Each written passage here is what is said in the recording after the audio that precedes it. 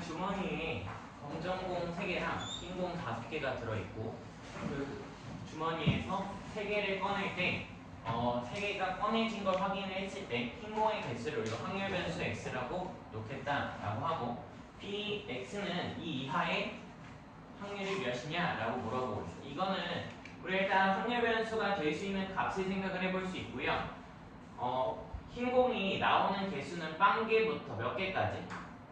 1개, 2개, 그리고 총 3개 다 흰공이 나올 수도 있지. 그러면 우리 이렇게 셀 수 있을 만큼 나왔으니까 이게 무슨 확률 변수가 될 거다? 이산 확률 변수가 될 거다라는 것을 알 수 있으니까 내가 표를 그릴 수 있다라는 마인드를 가지면 되고 표를 그리게 되면 0, 1, 그리고 2, 그리고 마지막 3이다 라고 써주면 되는 거예요. 가능할 것 같고 그럼 이 표에 최종적인 밑에 써지는 건 확률이라고 했으니까 이 P라고 쓰게 되면 이 확률의 총합이 몇이 된다? 1이 된다라는 걸 쓸 수 있지. 그러고 나서 우리가 구해야 되는 확률을 한번 확인을 해보면 우리가 구해야 되는 확률은 2보다 작거나 같아지는 확률 변수 값이야. 즉 0부터 2까지에 해당하는 모든 확률을 다 모아라? 구해서 더해라 라는 소리야. 그러면 우리가 확률의 총합이 어차피 몇이라는 걸 아니까 1이라는 걸 아니까 내가 P가 X가 몇일 때 X값이 3일 때를 계산을 해서 그냥 1에서 빼도 되지 않냐 라는 거고 그게 그냥 무슨 사건? 나는 여사건을 사용하겠다 라고 하면서 문제를 풀어나가겠다는 거죠. 그럼 얘는 1-P에 X는 몇을 계산을 하면 3이다 라는 걸 계산을 해서 마무리하면 될 거고 우리 이제 Px가 3이다 라는 소리는 오늘 들어보죠.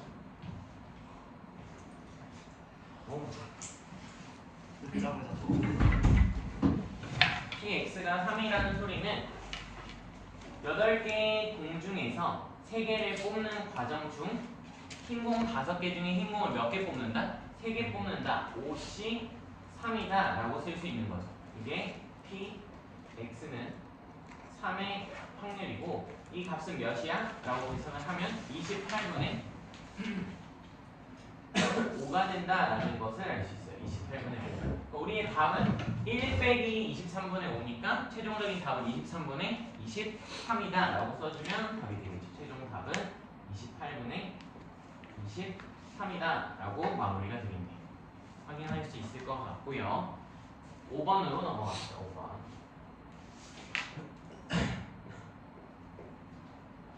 5번을 보면 내가 지금 카드가 1, 2, 그리고 2가 3개, 그리고 3이 2개 써져 있는 카드 6개가 있는데 이 중에서 한 장을 꺼낼 때 나오는 눈의 수를 확률 변수 x라고 한대. x를 뭐라고 한다? 나오는 눈의 수라고 한대.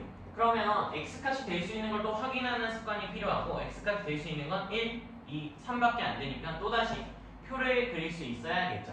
표를 그리게 되면 1, 그리고 2, 그리고 마지막 3까지를 채워 놓으면 여기에 대한 확률 P 값이 나올 거고 이 세 개의 합이 몇이 될 거다? 1이 될 거다 라는 것을 우리가 알 수 있어요.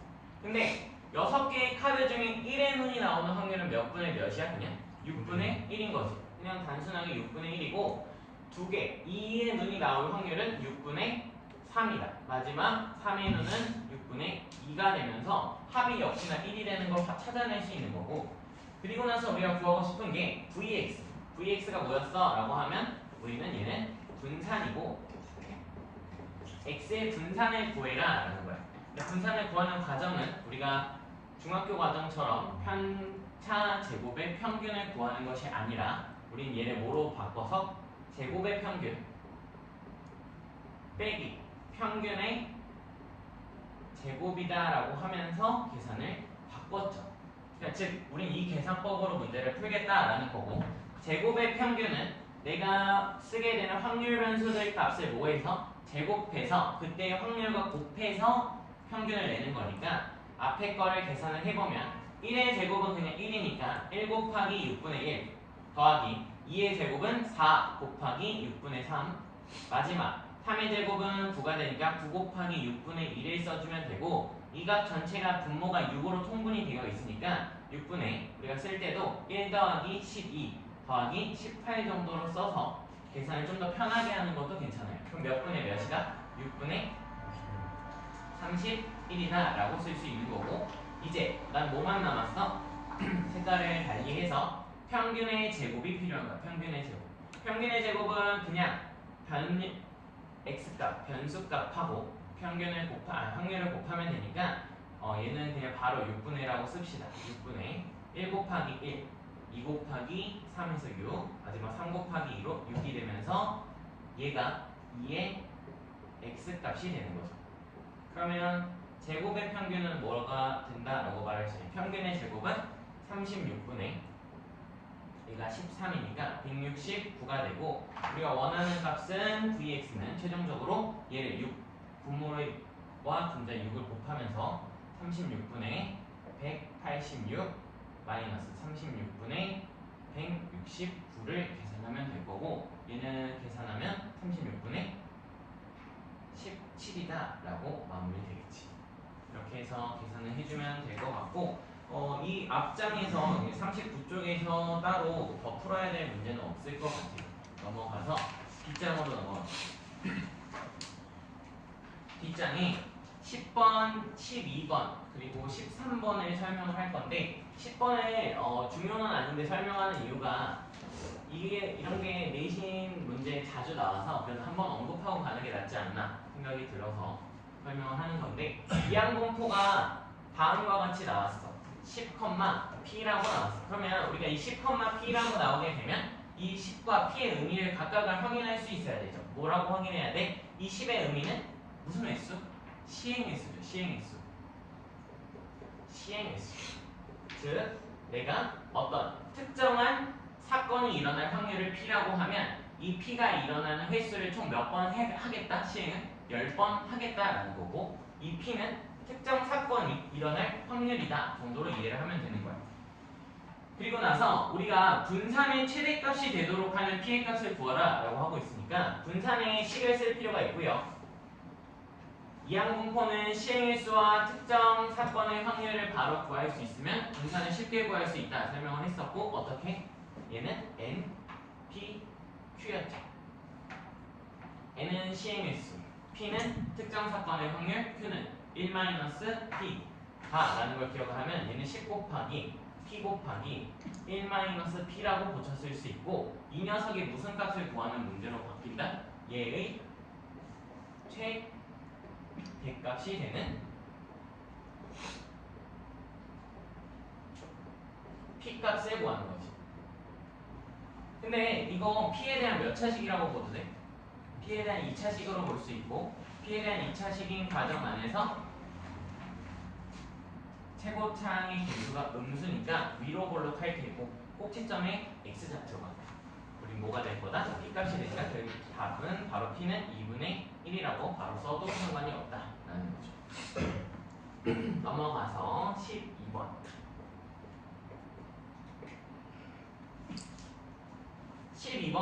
12번이 수능이 28년도 9월 가형과 나형 이때는 이제 이과랑 문과가 따로따로 시험을 보는 시기여서 이과랑 문과가 따로따로 보는데 진짜 웃긴 게 이과는 객관식이고 문과는 서술형이야. 참 신기한 시대네. 자, 그래서 문제를 보면 두 확률 변수 x랑 y가 각각 가지는 값이 1부터 5인 자연수예요. 1부터 5라는 건 셀 수 있으니까 너희가 뭐로도 표시할 수 있다는 생각이 들어야 되냐면 표로도 쓸 수 있다라는 생각이 계속 들어야 되고 그럼 x에 대해서 우리가 지금 조건이 하나도 뭔가 애매하게 주어져 있으니까 하나씩 써보면 되겠죠. 표도 1, 2, 그리고 3, 4 마지막 5까지 좀 삐뚤게 그려진 것 같은데 확인해보면 이때 x가 1일 때 확률을 P1 얘를 P2, 얘를 P3, 얘를 P4, 얘를 P5라고 쓸 수 있고 P1부터 P5까지 합은 1이다 라고 표시까지 할 수 있을 것 같아요.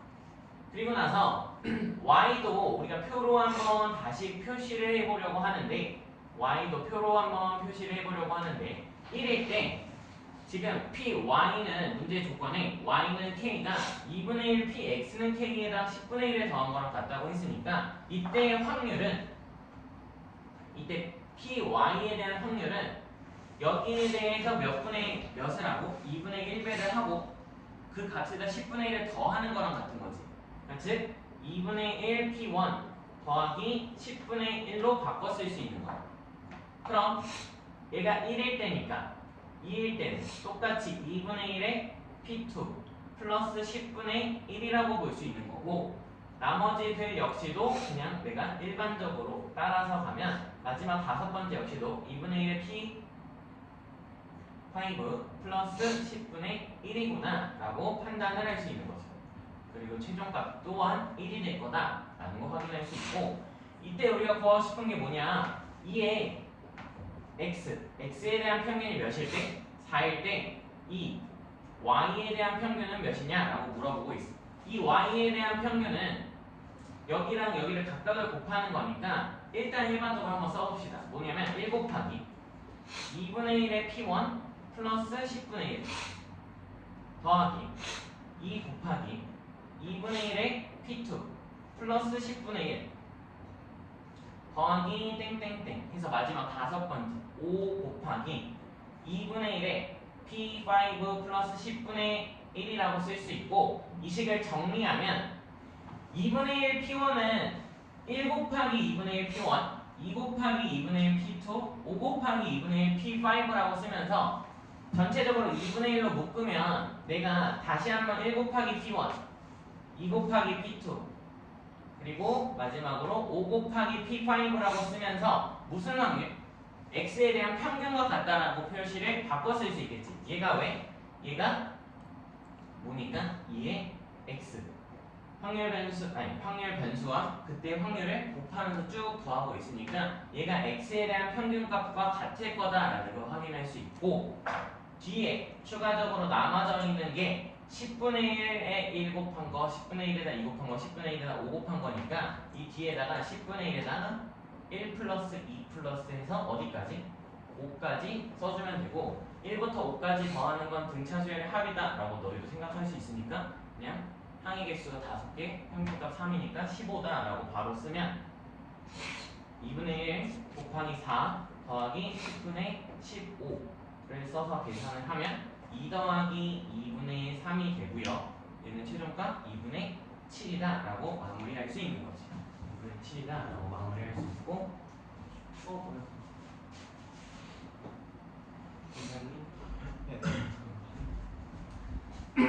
지우고 13번으로 넘어가도록 합시다.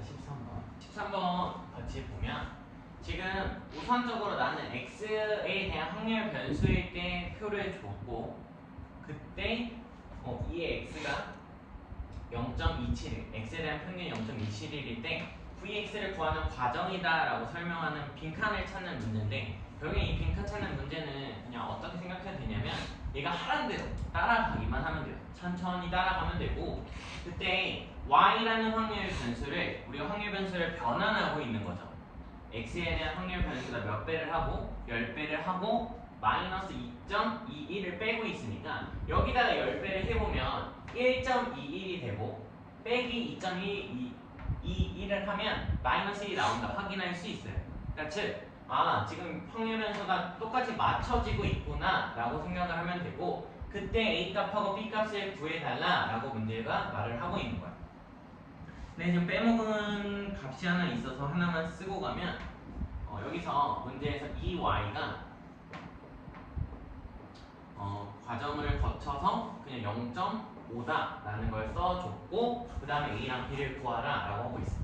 근데 우리가 표가 나오면 1차적으로 뭘 해야 돼? 라고 하면 표가 나오면 여기 가까이 써져 있는 확률의 총합이 몇이다?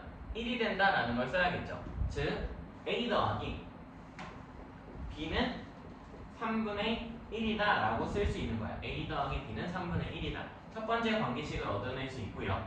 그 다음에 여기서 Y에 대한 평균이 0.5라는 건 다시 Y에 대한 표가 그려져 있으니까 있으니까 여기서 우리가 뭘 확률 변수랑 확률을 곱하면서 더한 값들이 0.5다라고 다시 식을 세울 수 있는 거고, 이 0.5라는 건 마이너스 1 곱하기 a니까 마이너스 a, 0 곱하기 b니까 그냥 0 안 쓰고요. 마지막 1 곱하기 3분의 1을 해서 3분의 2가 된다라고 써주면 a 값을 구할 수 있는 거죠. 그러면 마이너스 a는 2분의 1 마이너스 3분의 2와 같아서 a 값이 몇이 된다라는 것을 확인할 수 있냐면 6분의 1이 되는 걸 확인할 수 있겠네요. a가 6분의 1이 되면 다시 위에다가 대입을 할 수 있을 거고, 6분의 1 더하기 네모가 3분의 1이 되려면 b가 또다시 6분의 1이 되는 걸 확인할 수 있는 거죠.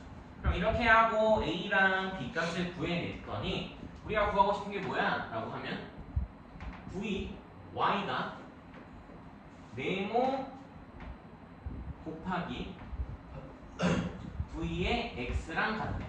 네모 곱하기 v의 x랑 같다라고 되어 있는데, 우리가 여기서 y라는 것을 10의 x 마이너스 2.21이라는 걸 아니까 여기를 바꿔 써도 괜찮죠.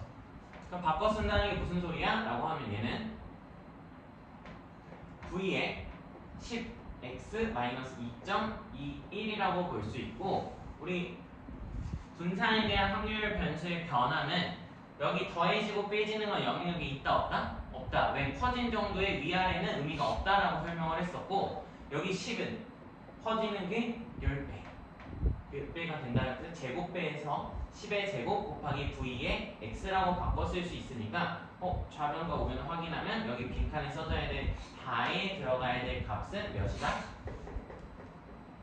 100이다 라는 것을 우리가 구해내면서 문제를 마무리할 수 있는 거죠. 여기까지 이산확률 변수 문제를 마무리하고 우리 오늘 배워야 될 연속확률 변수로 넘어가도록 합시다. 자, 연속확률 변수로 넘어오게 되면서 우리가 이제 할 수 있는 게 뭐냐면 일단 이산확률 변수랑 연속확률 변수의 가장 큰 차이점은, 저 연속확률 변수는 뭐 할 수 없냐면 셀 수 없는 거야. 이게 그냥 가장 큰 특징은 셀 수가 없다. 근데 우리가 이제 고등학교 2학년까지 오는 과정에서 셀 수 없는 것들을 좀 많이 카운팅 해봤고, 노트도 이제 봐왔고, 그 셀 수 없는 것 중에 특징적으로 나오게 되는 게 우리가 이제 수학 2도 엄밀하게 배웠으니까 구간이 나오는 거죠. 구간이라는 건 다른 말로 뭐 예를 들어 이런 식으로 쓰게 되는 것을 우리가 구간이라고 하고, A부터 B 사이에 있는 모든 수를 다 말할 수 있어요? 없어요? 없죠. 예를 들어 1부터 2까지만 있다고 해도 1부터 2 사이에 숫자 몇 개 있어? 홀라마나 무수히 많다 라고 판단이 되니까 셀 수 없다라고 말하고, 그때 우리가 연속적이다 라고 말을 하는 거예요.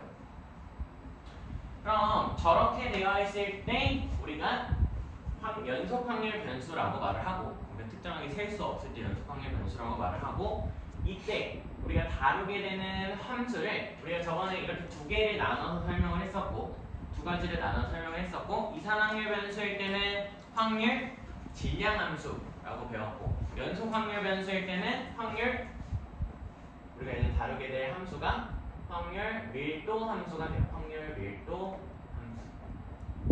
확률 밀도 함수를 그래서 쓰는 방법을 그냥 우리가 알고 있는 기존의 fx라고 쓰면서 함수를 다루는구나 라고 생각해 주시면 되고, 진짜 솔직하게는 함수를 엄청 디테일하게 다루지는 못해요. 왜냐면 결국에는 확률이잖아. 저것도 확률을 나타내는 값이어야 되기 때문에 함수가 뭐보다 성질이 있겠지. 쟤네들도 성질이 있고, 첫 번째 성질이 우리가 이제 생각해 볼 수 있는데, 성질 자체를 생각해보면 어차피 얘가 확률을 나타내는 함수니까 절대로 0보다 작아지면 될까? 확률이 음수가 나올 수 있어? 없잖아. 그래서 1차적으로 함수는 0보다 크거나 같아야 돼요. 무조건. 그 다음에 두 번째로 우리의 구간이 A에서부터 B까지라고 하면 이 말 표현이 조금 어색할 수 있어. 잘 봐봐. X는 A와 X는 B 그리고 Y는 FX로 둘러싸인 넓이는 항상 1이어야 돼요. 지금 우리가 아직 적분이라는 단원을 배우지 않아서 저게 무슨 소리인지 이해할 수 없을 수 있지만 우리가 이렇게 엄밀하게 말을 하면 이 말은 그냥 확률의 총합은 여전히 뭐다? 라는 걸 말을 해주는 거냐면 확률의 총합은 여전히 1이다 라고 말을 해주는 거야. 확률의 총합은 여전히 1이다 라고 말을 해주는 거고, 그럼 예를 들어 이런 걸 보여주면 될 것 같아요. 우리한테 이렇게 늘어나는 확률 변수 fx, 확률 질량, 확률 밀도함수 fx가 있다고 생각을 해보고 여기서부터 1, 여기서부터 4라고 하면 이 면적이 정확하게 1부터 4까지 계산을 할 수 있을 거고, 우리 직선이니까 저 녀석의 면적을 계산을 하면 항상 몇이 나온다? 1이 나온다 라는 소리예요. 저 면적이 항상 1이 나온다. 왜냐면 이 면적이 말을 하는 게 확률 값이라서 라고 판단을 해주면 되고, 면적의 의미가 확률이다 라고 판단을 하면서 세 번째 성질이 나오게 되는데, 그 세 번째 다루게 되는 성질이 P 알파부터 X 베타까지, 즉 내가 예를 들어서 여기를 알파, 여기를 베타라고 자르면 이 사이의 면적이 특정 그 확률과 정확하게 뭐 할 거다? 같을 거다라는 거예요. 특정 확률과 같을 거고, 그걸 기호로 그냥 써놓기만 해. 내가 지금 책에 있는 문제를 다 확인했을 때 적분을 쓰는 시간은 없거든.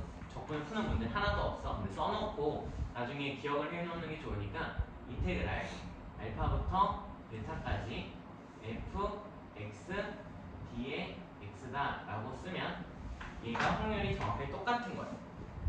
괜찮아. 인테그랄 괜찮아. 별 그냥 아무것도 생각 안 해. 그럼 저런 게 있구나 생각 좀 해주면 돼요. 괜찮아. 왜냐면 이거 설명하면 적분이 뭐예요?부터 다 설명해야 되니까 끝이 없을 것 같아서 괜찮고, 지금 이렇게만 확률 변수, 연속 확률 변수에 대한 확률 밀도 함수를 보고 문제를 좀 풀면서 갑시다. 유형 1번하고 유형 2번에 해당하는 문제를 좀 풀 거고, 유형 1번을 내가 쓰는 동안 한번 확인해보고 밑에 있는 걸 한번 같이 풀어봅시다. 유형 1번. 지금 연속 확률 변수 x의 확률 밀도 함수가 fx는 3의 a의 x-1이라고 주어졌고, 이 구간이 2부터 x3까지다 라고 나와 있어. 이때 a의 값을 구하라 라고 되어 있는데, 자, 이거 몇 차 함수야? 1차 함수지. 지금 문제에서 a 값이 0보다 크다고 이미 말을 해줬어. 그러면 너희 이 1차 함수를 2부터 3까지 구간 안에서 그릴 수 있죠. 그러면 다음과 같이 그리면 되는 거야. 이게 x축이라면 나는 너희들이 이랬으면 좋겠어. 꼭 y축 안 그려도 되거든. 함수 그릴 때 y축 안 그려도 돼. y축 그리는 그 친구들이 가끔 있는데 y축 안 그려도 되고, 여기가 얘가 1일 때 0이라는 걸 확인을 하면 살짝 여기 이렇게 띄워서 그려도 되고, 여기서 2일 때부터 어디까지만 그리겠다? 3일 때까지만 그리겠다라는 의미라서 얘가 실질적으로 여기는 안 보인다라고 생각을 해주시면 돼요.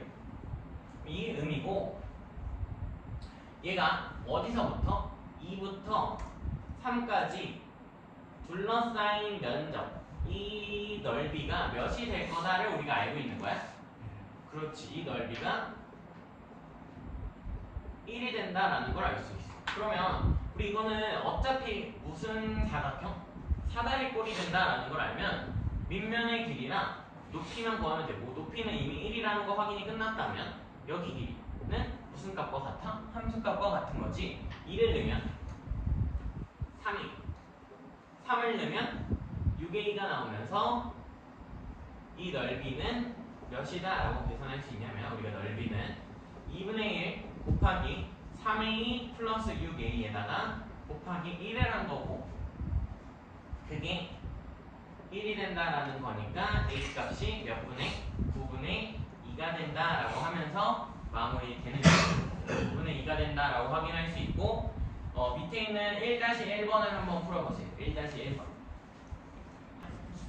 지금 우리한테는 딱 fx 확률 밀도함수 딱 이거 하나 주고 갑자기 k값 구하라는 거야. 그럼 우리가 할 수 있는 건 대표적으로 그냥 딱 2번 성질을 진짜 많이 사용을 할 거고, 확률의 총합이 항상 1이다라는 걸로 어떠한 변수 하나를 구할 수 있다는 생각을 가지면 이 삼각형의 넓이가 몇이 된다? 1이 된다라는 거지, 여전히. 근데 삼각형이 나와져 있고 이 삼각형 확인해 보면 여기가 밑변이고, 즉 밑변의 길이가 k고, 높이가 그냥 여기서 무슨 발을 내린? 수선의 발을 내린 거랑 정확히 똑같으니까 삼각형 넓이는 지금 k 곱하기 2분의 1 곱하기 높이, 그리고 마지막 2분의 1까지 계산해 주면 되고, 얘가 몇이다? 1이다 라고 하면서 k 값이 그냥 바로 우리한테 4가 되면서 문제가 끝나는 거죠. 그리고 이게 대표적인 문제 유형 중 하나예요. 그래서 확인해 보면 되고, 유형 2번으로 넘어가면 여전히 또다시 나한테 무슨 변수? 또 모르는 a라는 변수 하나를 줬으니까 이 a 값을 구하려면 뭘 써야겠다는 생각이 드는 거야. 확률의 총합이 또 몇이다? 1이다 라는 걸 써야 되고, 또 확률의 총합이 1이다를 쓰는 과정에서 면적을 구해야겠네 라는 생각이 들면 돼. 그러면 이제 내가 얘를 그릴 건데, 얘는 1을 넣으면 1-a가 나오고, 얘는 3을 넣으면 1-3a가 나와. 근데 너희가 잘 기억해야 되는 게, 첫 번째 성질이 항상 뭐보다 위에 있어? 0보다 위에 있어. 이 0보다 위에 있다는 의미를 조금만 더 설명을 하면, 이거의 의미는 fx가 이렇게 쓰도록 합시다. x축보다 위에 존재한다라는 소리예요. 왜 그런지는 다들 알고 계실 건지, 아니면 어차피 이게 수학 2에도 중요한 거니까 한 번만 더 설명을 하면, x축의 의미가 우리가 다른 말로 x는 맞지, y는 0이라고 말할 수 있고, 우리 함수 fx를 y는 fx라고 보면, fx가 항상 0보다 크거나 같다는 소리는 fx라는 함수 자체가 축보다 위에 있거나 축과 딱 만난다 정도로 이해를 해도 되거든. 그리고 저게 수학2에서도 계속 활용이 되는, 방도등식에서 활용이 되는 문제니까 이해를 바로 해주시면 되고, 그럼 얘가 뭐 해야겠어? 이렇게 생겼어야겠지. 왜냐면 1 이렇게 해서 처지는 값이 되는 것보다는 이렇게 생겼을 거다라는 예측을 하면서 가면, 1일 때 여기가 1-1,a다 라고 쓸 수 있고, 여기가 3일 때 1-3이다 3의 a다 라고 쓰면서, 똑같이 아까 이 사다리꼴의 넓이를 몇이다 라고 놓고 1이다 라고 놓고 계산을 하면 되고, 높이가 2라는 걸 확인을 하면 2분의 1 곱하기 2 곱하기 밑면의 넓이가, 밑면의 길이 합이 2-4a가 됩니다. 얘가 1이야. 그럼 a 값이 몇이 돼? 4분의 1이 되는 걸 확인할 수 있겠죠. a 값이 4분의 1이 되고, a 값이 4분의 1이 된 상황에 우리가 2부터 3까지라는 의미는 뭘 여기로? x는 2를 여기다가 딱 그리면 되겠지. 원하는 확률값은 이 부분의 넓이를 구하라는 거고,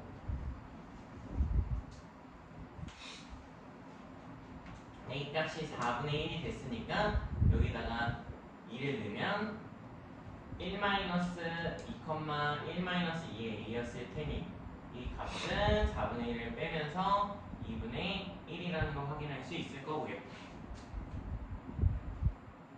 2분의 1이라는 걸 확인하면 여기랑 여기에 대한 면적은 우리가 다시 계산을 하면 2분의 1 곱하기 높이가 1이고, 그때 둘이 더하면 2-5a 2-5a니까 4분의 5를 계산을 하면 얘가 4분의 3이니까 8분의 3이 최종적인 답이 되면서 3번이 답이 됩니다. 2-2번을 풀고 쉬는 시간에 갖도록 합시다. 2-2번까지 풀고 쉬는 시간에 줍시다. 같이 보면 여전히 지금 문제에서 0부터 3까지라는 구간, 될 수 없는 연속 확률 변수로 구간을 줬고, 그때 이 fx에 대해서 k 값을 먼저 구해야 내가 이 구간의 함수 값을 구할 수 있겠죠. 그럼 여기 면적이 몇이다, 1이다 라는 것을 쓸 거고, 면적을 계산하는 건 그냥 삼각형의 넓이를 계산하는 거랑 똑같으니까 2분의 1 곱하기 3 곱하기 k가 1이네 라고 쓰면 k 값이 바로 3분의 2다 라고 구할 수 있고, k 값이 3분의 2가 되면 이 함수식도 구할 수 있죠. 왜냐면 원점을 지나고 3,3분의 1을 지나는 직선의 방정식이기 때문에 9분의 2의 x 정도로 우리가 식을 세워놓을 수 있을 것 같아요. 9분의 2의 x 정도. 근데 그 과정에서 우리가 구하고 싶은 게 2부터 3까지니까 내가 여기를 2라고 자를 수 있는 거 맞죠? 2라고 자를 수 있는 거고, 봐봐, 여기 면적을 구하고 싶은 게 최종적인 답인데, 일단 이건 할 때도 좀 생각을 해보면 이게 사다리꼴이잖아. 사다리꼴 넓이를 구하는 것보다 삼각형 넓이 구하는 게 더 쉽지. 무슨 소리냐면 이 초록색으로 표시해 놓은 전체가 1이니까 여기 있는 이 삼각형의 넓이를 뭐 해도 돼? 빼도 되겠지. 그럼 2일 때 여기 값만 알면 되고, 2일 때 내가 함수를 표현을 했으니까 높이가 몇이 되는 거 확인할 수 있냐면 얘는 9분의 4가 높이가 되는 걸 확인하면 이 부분의 면적은 2분의 1 곱하기 밑면의 길이가 0부터 2까지니까 2 곱하기 9분의 4가 돼서 최종 넓이가 9분의 4가 된다 라고 쓰면 전체 넓이가 1이니까 1에서 9분의 4만큼 뺀 값이 우리의 확률 값입니다. 9분의 5네 라고 하면서 마무리해도 되는 거예요. 가능할 것 같고, 쉬었다가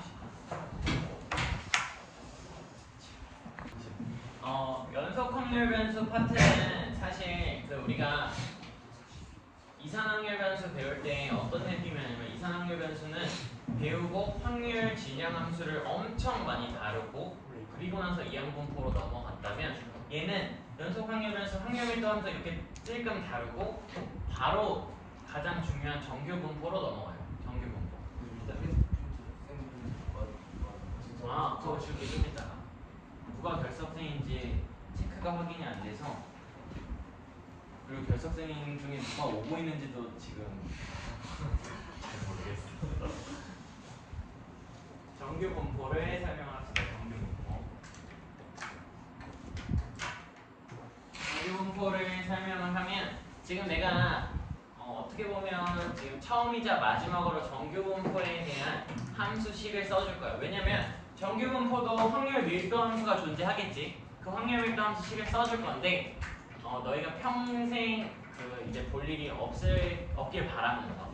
왜냐면 대학생이 돼서 통계학과를 가거나 수학과를 가는 거 아니면 얘를 딱히 볼 일이 없어요. 수학과나 통계학과를 갈 마음이 있다. 경제학과도 살짝 볼 수도 있어. 마음이 있다면 조금 준비하세요. 왜냐면 대학교에 가면 얘를 진짜 계산을 해야 돼. fx는 확률 밀도 함수를 쓰는 거야. fx는 루트 2파이의 시그마 분의 1 곱하기 익스포넨셜 마이너스 2 시그마 제곱분의 x 마이너스 m의 제곱이다 라고 써지는 것이 우리의 정규분포의 확률 밀도 함수예요. 정규분포의 확률 밀도 함수고, 일단 너희들 그래도 처음 보는데 내가 부연 설명 하나도 안 하고 얘는 안 다루니까 그냥 넘어가자 라고 하기는 조금 아쉬움이 없지 않아 있어서, 안 아쉬울 수도 있죠. 물론 안 아쉬울 수도 있어요. 그냥 제가 전공자라서. 보면 여기 있는 시그마는 우리가 알고 있는 그 무슨 편차? 표준 편차를 말을 하는 거고, 여기는 표준 편차를 말을 하는 거고. 제가 그 빠진 부분에 대해서 유튜브에 다 올려놨어. 나 어제 유튜브 편집하다 3시에 잤어. 아씨, 소리 지를 뻔했어. 구독자 10명이야. 와. 됐고, 여기는 m의 값은 뭐가 되지? 평균이 된다는 것을 알 수 있고요. 여기는 2라는 값이 우리가 미적분을 선택하는 사람들은 아주 친근하게 얻어가야 될 자연상수라는 숫자예요. 자연상수. 얘는 미적분에서 따로 정의를 하는 숫자야. 수다라고 생각하면 되고 아마 내가 드린 개념 노트에는 끝나고 줄게. 개념 노트에는 2.7141412 정도로 써져 있는 어떤 특정한 수예요. 그러면 그래서 얘를 무슨 함수라고 볼 수 있냐면 엄밀하게 지수함수라고 볼 수 있어. 지수함수라고 볼 수 있고 지수함수에 대한 형태인데 이거를 고등학교 과정 내에서 평생 노력해도 못 그려요. 고등학교 과정 내에서 평생 노력해도 못 그리니 우리가 그래프의 형태를 그리고 시작을 합시다. 얘는 너희가 함수를 보는 관점이 필요하고 x는 m에 대해서 대칭인 함수가 그려져서 우리 항상 그릴 때 아까 내가 왜 y축을 안 그려? 라고 하면 우리는 이제 대칭인 축이 항상 나올 거야. 평균으로. 여기 m에 대해서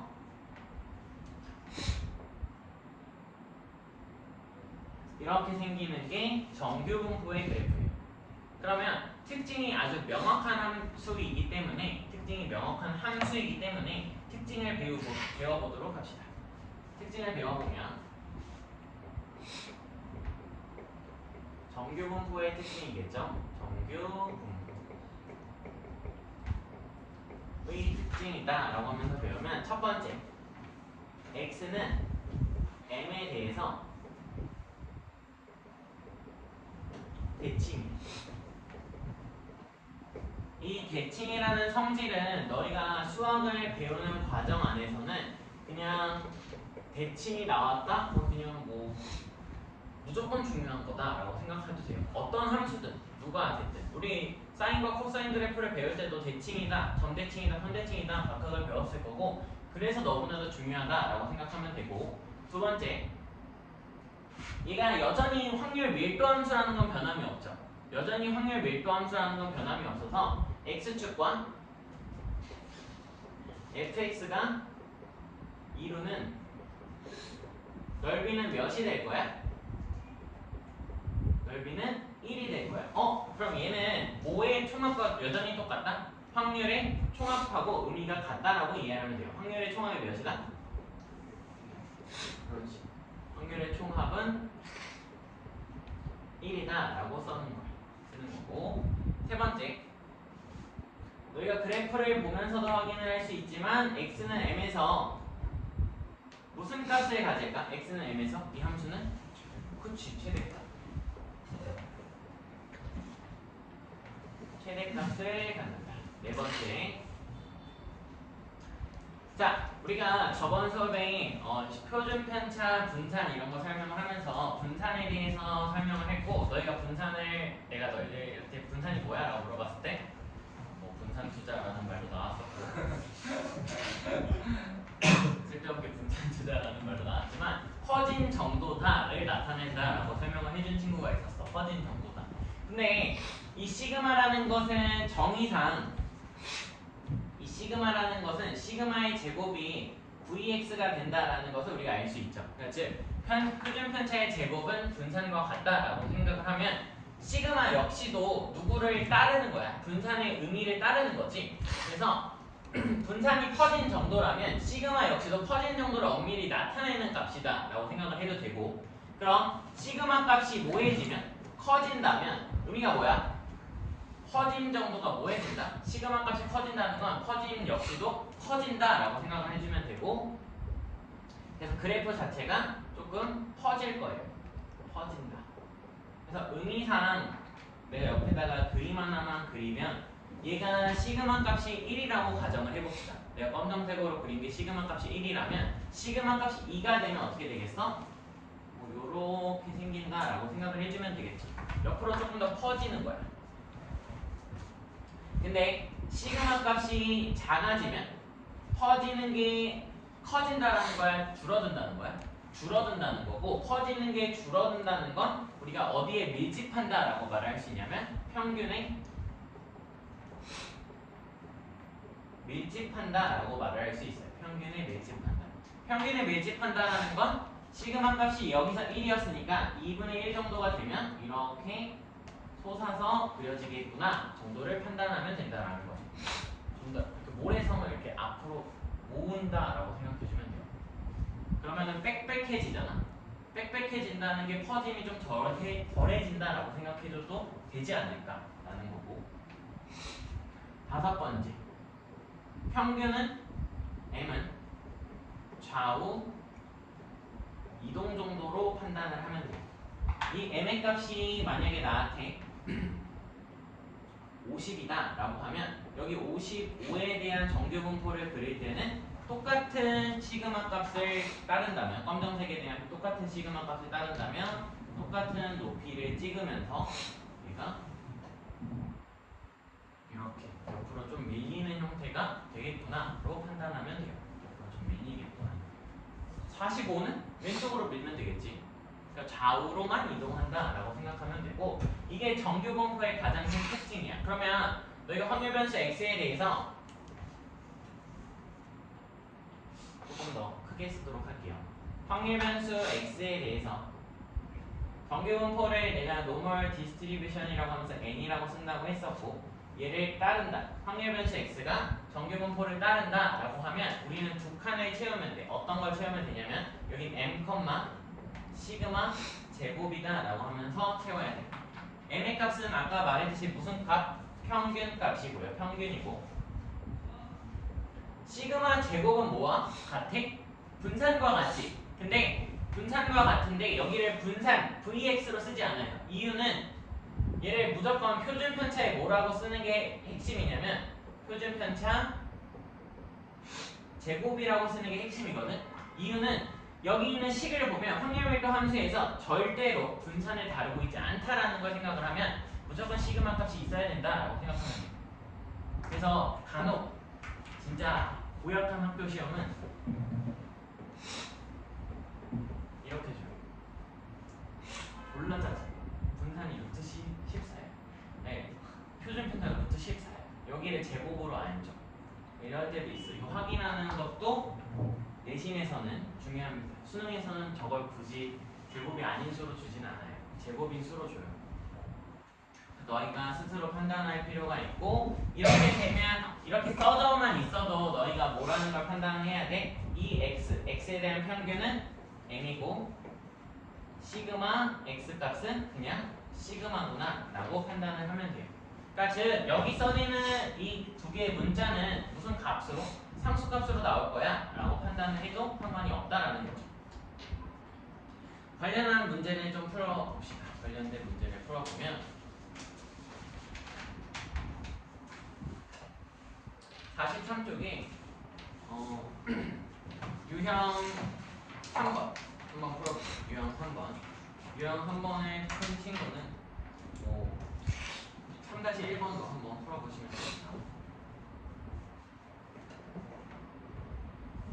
같이 보면 유형 3번의 첫 줄에 써져 있는 확률 변수 x가 정규분포를 따른다라는 말을 우리는 이렇게 쓸 수 있어요. 그러니까 이 물결표의 의미가 빨로 따른다라고 했으니까 x, 확률 변수 x는 따른다 뭐를? n, 정규분포 80,3의 제곱을 따른다라고 쓰면 평균이 몇이고? 그렇지, 80이고 시그마 x는 바로 80이고 이 x가 80이고 시그마 x 값은 몇이다? 3이다 라고 써주면 되겠죠. 여기 제곱수로 나왔으니까. 그러고 나서 이 값을 이 표를 보고 구하라 라고 되어 있는데, 너희가 정규분포가 나오면 무조건 이 그림을 그리는 게 핵심이야. 이 그림을 무조건 그리고 종 모양 그림을 무조건 그리고 이 그림을 그린 다음에 평균을 아니까 평균을 기준으로 80이라고 써놓고 원하는 확률을 쓰세요. 77은 어디 있어? 80보다 왼쪽에 있지. 그럼 이 정도의 77이 있어. 그리고 이런 거 계산할 때도 무선성이 가장 중요했으니까, 대칭성이 중요했으니까 간격을 확인하는 거야. 여기서 몇 칸 떨어졌어? 3칸 떨어졌지. 그리고 83도 똑같이 3칸 떨어졌다라는 생각을 하면서 가는 거라고. 여기서 마이너스 3칸, 여기 플러스 3칸이 됐으니까. 그러고 나면 내가 구하고 싶은 확률 77 이상 83 이하라는 건 여기에 해당하는 면적값, 즉 여기에 해당하는 확률값을 계산하라 라는 거고, 그걸 해석하는 방법이 여기 써져 있는 거야. 자 봐봐, 이 표를 보면 K 값이 m 플러스 0.5의 시그마가 되면 m부터 k까지의 확률 값을 a라고 말하겠다라는 거고, 평균에다가 시그마만큼 더한 값을 k가 되면, 여기에 k가 되면 그때 확률 값은 b라고 부르겠다라는 거야. 근데 우리가 이미 평균하고 시그마를 구하지 않았어? m과 시그마 값을 구했으니까 여기를 뭐라고 계산할 수 있어? 80 더하기 2분의 1에 3이 곱해지는 거니까 플러스 2분의 3이다 라고 쓸 수 있고, 뭐 굳이 값으로 표현을 하면 여기에 써지는 건 81.5 정도가 되는 거죠. 81.5. 여기에 써지는 건 m 더하기 시그마니까 80 몇? 3. 여기는 2분의 9가 되니까 84.5가 되는 것을 확인할 수 있겠죠. 84.5. 아니, 이렇게 확인하고 나면 다음, 여기는 80이야. 80부터 83이 될 때 뭐가 된대? B가 된다는 거야. 그럼 이만큼이 몇이라는 거야 우리한테? 확률값으로 B라는 거지. 이만큼의 확률값으로 B라는 거야. 근데 무슨 성이 중요하다? 대칭성. 여기서 여기로 마이너스 1칸 같다라는 건 이 기준으로 이 확률값하고 이쪽 왼쪽 확률값이 서로 뭐 할 거야? 같겠죠. 그럼 여기도 B인 거야. 그럼 합은, 확률은 그냥 B 더하기 B로 2B네 라고 끝나는 거죠. 그러니까 무슨 성이 계속 중요하다, 대칭성이 계속 중요하다라는 생각을 하면서 3-1번을 다시 한번 풀어보세요. 3-1번 시간 좀 드릴 테니까 풀어보세요. 볼 건데 아마 지금 이 문제를 풀면서 왜 앞에 문제는 평균하고 표준편차 다 줬는데 얘는 하나도 없지? 라는 생각이 좀 들었을 거고, 그때 우리가 써야 되는 건 계속 무슨 성인 거야? 대칭성을 계속 생각을 해야 되는 거야. 대칭성. 근데 얘들아 봐봐. P, X가 2보다 작거나 같은 거랑 6보다 크거나 같은 확률이 서로 같대. 그러면 얘를 좀 해석을 할 필요가 있겠지. 무슨 소리냐? 내가 만약에 m의 값을 지금 모르니까 2라는 걸 여기다가 대략적으로 써봤다고 생각을 해보세요. 2라고 쓰면 2보다 작거나 같은 확률이니까 요만큼 되는 거 맞죠? 의미상. 이거랑 6이 2보다 더 오른쪽에 있을 테니까 요 정도의 6이 있으면 이쪽에 이만큼 확률이랑 같을 수 있어? 그게 불가능하다라는 생각이 들면 2를 어디로 미룰 수밖에 없어? 평균보다 좀 더 왼쪽으로 미룰 수밖에 없을 거고, 그럼 평균보다 왼쪽으로 밀어서 2를 여기다가 놓으면 이제 색깔을 표시를 하면 x가 2보다 작거나 같다라고 하는 범위는 여기랑 정확히 일치한다라는 걸 알 수 있어. 그럼 너희가 이제 6의 위치를 놓을 수 있을 거고, 6의 위치를 어디다 놓을 거야? 6의 위치를 얘랑 높이가 뭐 하는 순간으로? 같아지는 순간으로 6을 놔야지만 6 이상이라고 되어 있으니까 여기 면적이 서로 뭐 하다는 걸 알 수 있어? 같다라는 걸 알 수 있는 거야. 근데 얘네 둘이 m에 대해서 대칭이니까 m 값이 몇이 된다라는 걸 우리가 파악할 수 있다. 그럼 4가 된다라는 걸 파악을 할 수 있는 거고, 이 값이 4가 되는 거야. 즉 평균 값이 몇이다? 4구나 라는 것을 구하고 시작을 하는 거고, 그리고 나서 우리가 구해야 되는 값을 보면 1에서 4보다 크거나 같은 범위를 빼겠대. 4보다 크거나 같은 범위는 어딘가 확인을 해보면 여기죠. 정확하게 절반이니까 확률값으로는 몇이겠어? 2분의 1일 거라. 그럼 얘는 1 빼기 2분의 1로 값은 2분의 1이다 라고 끝나는 거죠. 이렇게 계산을 하면 돼. 계속 대칭성을 쓰고 있다 생각해 주시면 되고, 우리는 다음 파트로 넘어가도록 합시다. 다음 파트는 지우고 쓰게 되면 다음 파트가 이제 표준 정규분포가 되고요. 표준 정규분포. 너희가 이 표준이라는 단어를 들었을 때 무슨 생각이 들지 조금 잘 모르겠어. 이 표준이라는, 나는 드는 게 있는데 물어보고 시작을 합시다. 표준 정규분포. 자, 표준이라는 말이 나오면 너희는 좀 무슨 생각이 들어? 이거 좀 궁금해서. 아무 생각도 안 든다. 혹시 그러면 할 말이 없고요. 표준이라는 게 나오면 뭘 할 수 있다는 생각이 들면 되냐면 우리가 비교할 수 있는 거야. 비교. 왜냐면 내가 지금 확률 변수가 지금 x가 될 수도 있지만 y로 놓을 수도 있고. 그럼 그 두 개에 대한 확률 x 평균 변수 x랑 확률 변수 y를 놓고 얘네들을 비교하고 싶어. 근데 얘의 평균은 80, 얘의 평균 75야. 그럼 비교할 수가 있어? 똑같은 기준값으로. 기준값으로 비교할 수가 없잖아. 이미 평균이 다르니까. 그러면 얘네들을 똑같은 상황에 만드는 상황이 필요한 거고, 그런 과정이 표준 정규분포를 하는 과정이다라고 생각하면 돼. 그럼 표준화를 필요로 하는 거야. 우리가 무슨 화가 필요하다? 표준화가 필요한 거야. 표준화. 확률 변수값이 계속 달라지니까 여기 확률 변수는 뭐 50부터 70까지 뭐 평균도 다르고 다 다르기 때문에 표준화가 필요하고, 이 표준화하는 과정이 우리가 이전에 배운 언어로 바꾸면 확률 변수의 변환이에요. 확률 변수의 변환이고, 표준화를 하게 되면 우리가 어떻게 표준화를 할 수 있냐면, 내가 x라는 값을 정규 분포 m, 시그마의 제곱을 따른다라고 하면 얘를 항상 어떠한 변수든지 똑같은 형태로 맞춰주려면 z, 표준화를 z라고 쓰고요. z를 우리가 어떻게 쓰면 되냐면 시그마분의 x-m이라고 쓰게 되면 우리가 이걸 표준화한다라고 해요. 봐봐. x 값에는 우리가 어떤 변수 값을 넣는 거지. 근데 여기에 평균이 들어가면 항상 기준이 몇이 되는 거야? 0이 되는 거야. 그러니까 기준 0을 놓고 그걸 떨어진 간격 정도를 잰다라고 생각해도 되고요.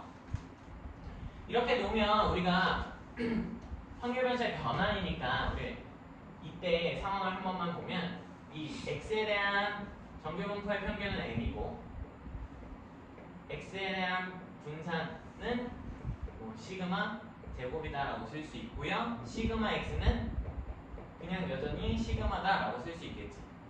그럼 여기서 너희가 궁금한 건 이 z는 몇이 되느냐예요. 이 z. 확률 변수의 변환을 생각을 해보면 얘는 2의 시그마분의 x-m이라고 쓸 수 있고, 우리가 전체 변수 앞에 써져 있는 이 값은 앞으로 꺼내서 시그마분의 1 곱하기 2의 x-m이라고 쓸 수 있고요. 2의 x-m에서 이 m 값은 그냥 무슨 값이니까? 상수값이니까 그냥 빼서 계산해도 되니 이 값 자체가 2의 x 마이너스 m이라고 쓸 수 있고, 2의 x 값이 m이니까 m 마이너스 m으로 몇이 되는 거야? 0이 되는 거야. 항상 이 평균 값은 몇이 된다? 0이 된다. 다음에 어차피 우리가 궁금한 게 시그마 z니까 시그마 z를 구하는 과정도 한번 쓰게 되면 이 시그마 z 역시도 시그마의 시그마분의 x-m이라고 쓸 수 있고, 얘는 꺼내지면 절대값 시그마가 써지는 건데 시그마분의 1이 써지는 건데, 우리가 시그마는 양수니까 이렇게 시그마의 x-m이라고 쓸 수 있고요. 여기를. 근데 아까도 말했듯이 분산하고 표준 편차는 위로 올리는 내리는 의미가 없으니까 얘를 시그마 x라고 쓰면 얘가 시그마니까 최종값이 몇이다? 1이다 라고 바꿔 쓸 수 있는 거야. 1이다.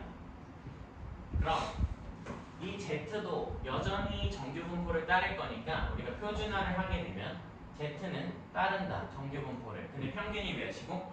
0이고 표준 편차가 1의 제곱인 1인 정규 분포를 따른다 라고 하면서 바꿀 수 있는 거예요.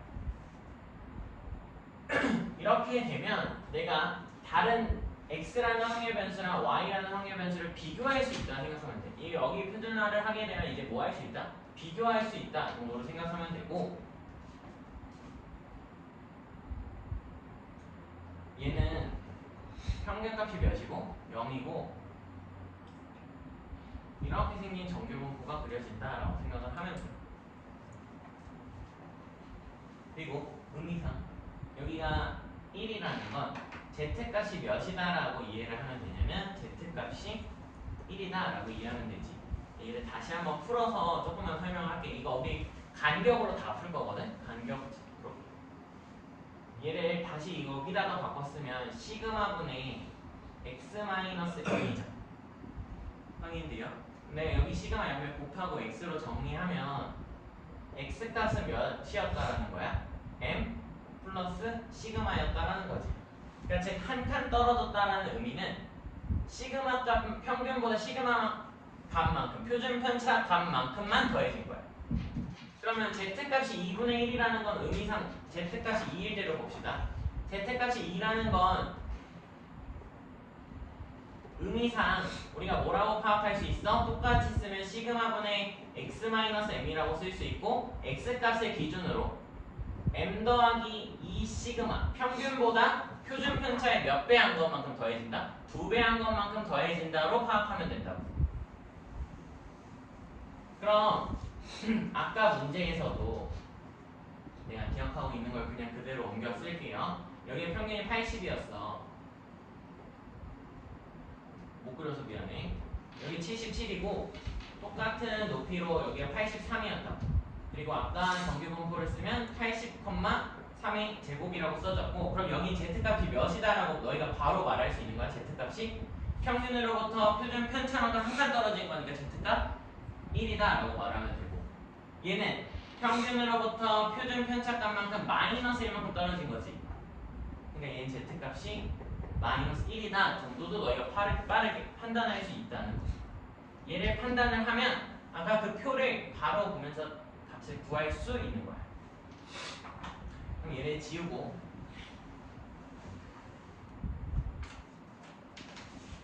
교재를 좀 풀어보도록 합시다. 유형 4번. 유형 4번을 쓰는 동안 좀 읽어보시고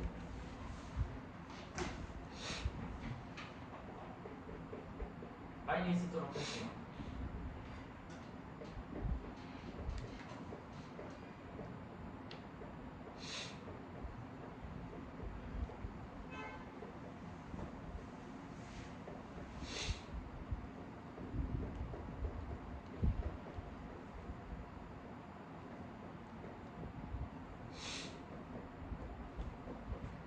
자, 봐봐.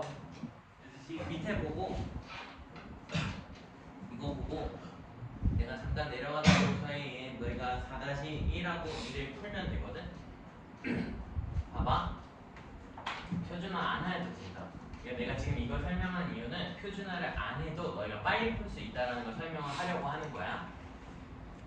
첫 줄을 읽으면 x랑 y가 아까 정규분포 다음을 따른다 라고 되어 있잖아.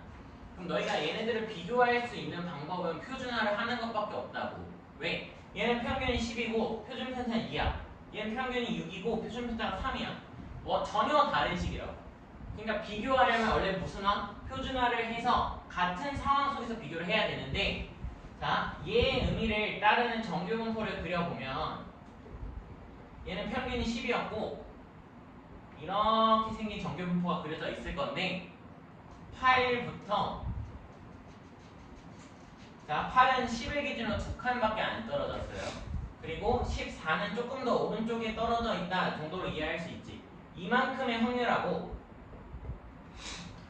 y에 대한 정규분포를 그리게 되면 여기가 6이고 이렇게 생겨서 여기가 3이고 여기가 뭔가 k가 되어 있다라는 거야. 봐봐. 이 8이라는 건 표준 편차가 2였어. 평균이 10이고. 그럼 몇 칸 떨어진 거야? 표준 편차의 기준으로? 한 칸 떨어진 거지. 근데 왼쪽으로 한 칸이니까 부호가 마이너스, z가 마이너스 1이라는 거야. 그리고 14는 10일 기준으로 몇 칸 떨어진 거야? 표준 편차가 2일 때 2칸 떨어진 거니까 이 z값이 몇이다? 2라고. 그럼 너희 z값만 비교하면 되잖아? 여기 일로 넘어와서 얘는 평균 6이고 표준 편차가 3이에요. 그럼 여기는 왼쪽으로 3칸 떨어진 거지만 값이 마이너스 3 된 거지만 표준 편차로 따지면 z값이 마이너스 1이라고. 그럼 여기 둘이 뭐해? 같네? 그럼 여기도 z값이 몇이다라는 걸 우리가 판단할 수 있어? z가 2라는 걸 판단할 수 있고 z2라는 건 6을 기준으로 몇만큼 더해졌다. 이 k값이 2개의 시그마만큼 더해졌다라는 거야. 근데 시그마 값이 몇이야? 3이잖아. 그럼 6 더하기 6으로 12라고 쓰면서 끝나는 거고. 표준화하는 거 아니야. 우리 표준화 굳이 안 해도 돼요. 라고 말을 하고 있는 거고, 잠깐 내려갔다 오는 동안 4-1하고 4-2를 한번 풀어보세요. 4-1번을 보고 다음 책으로 넘어가도록 합시다.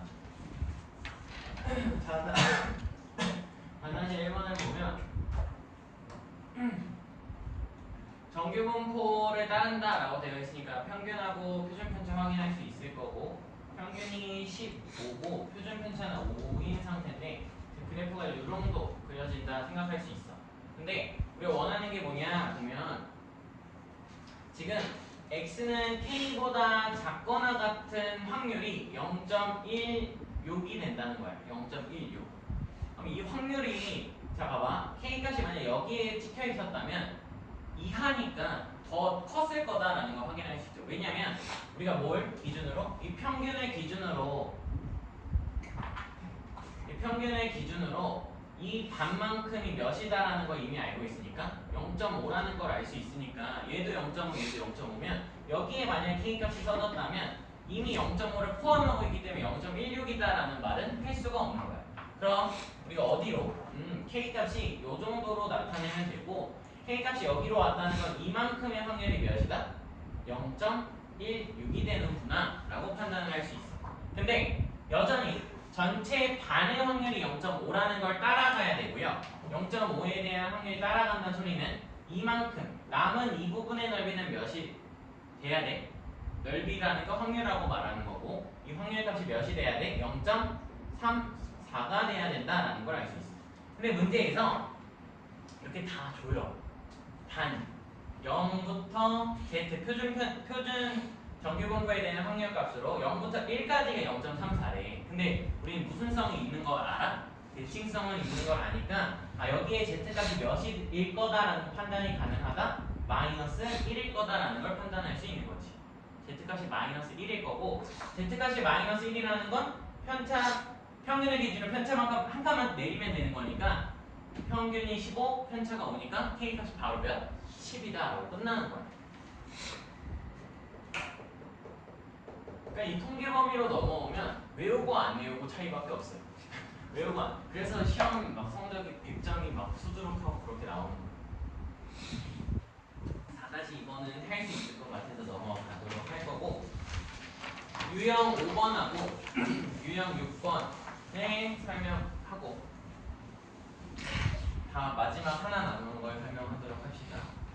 근데 유형 5번하고 유형 6번의 문제가 통계 파트 고난도 문제야.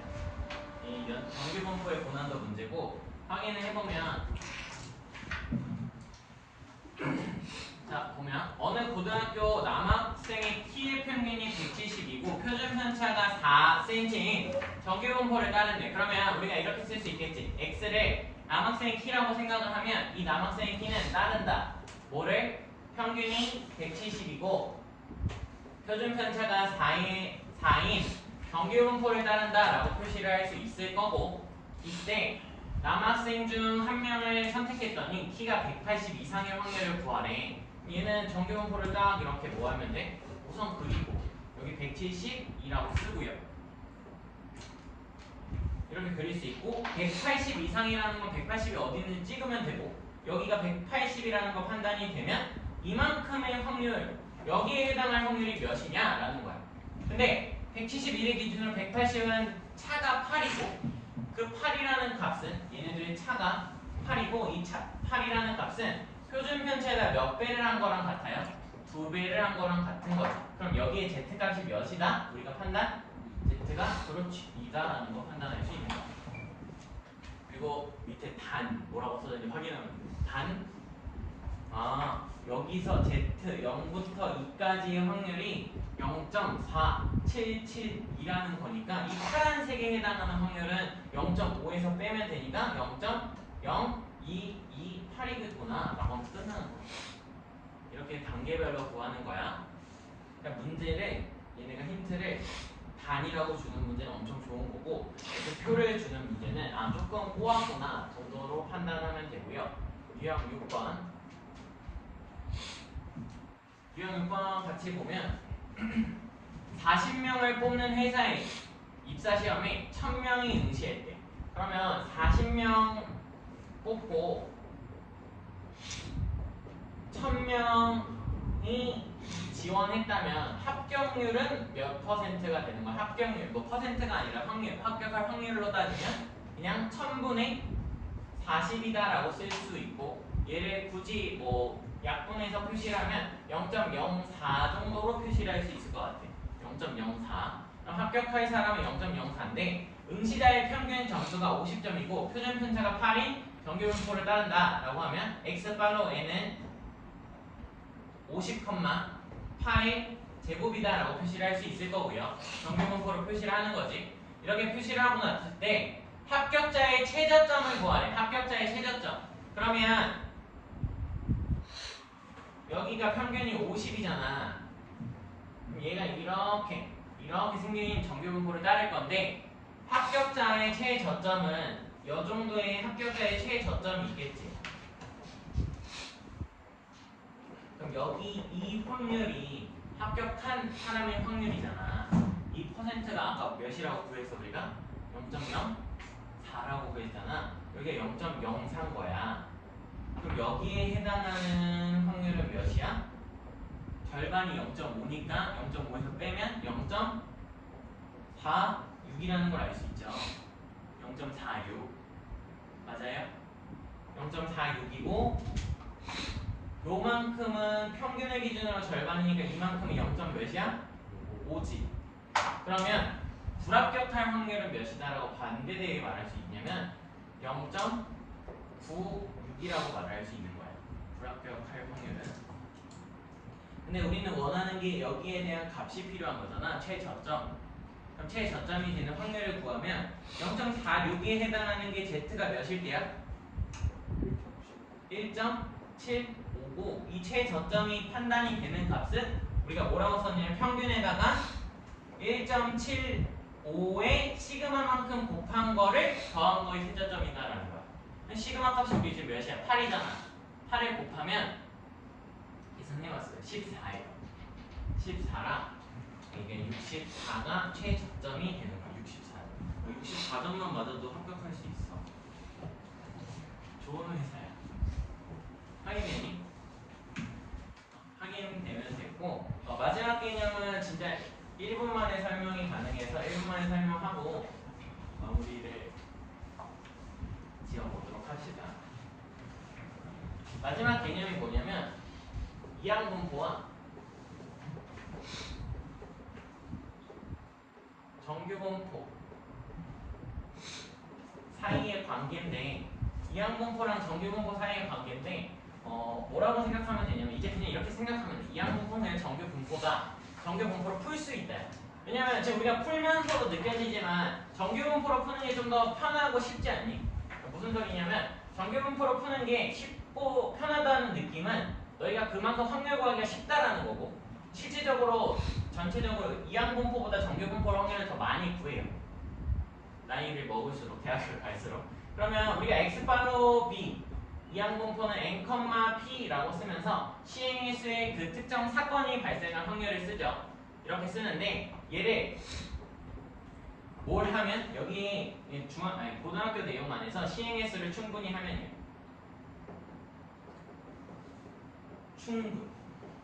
충분하다. 넉넉하다. 라는 거고 우리가 보게 될 모든 상황은 충분해요.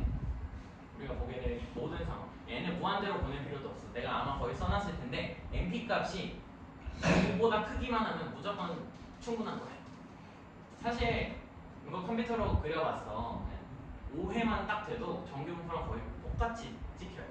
그래서 걱정할 필요가 없다라는 거고, 그러니까 이 충분하다는 게 너희가 걱정할 필요가 없다라는 거야. 안 그러면 어떻게 그런다고? 이게 된다고. 그러면 x를 뭘 따른다? 정규분포를.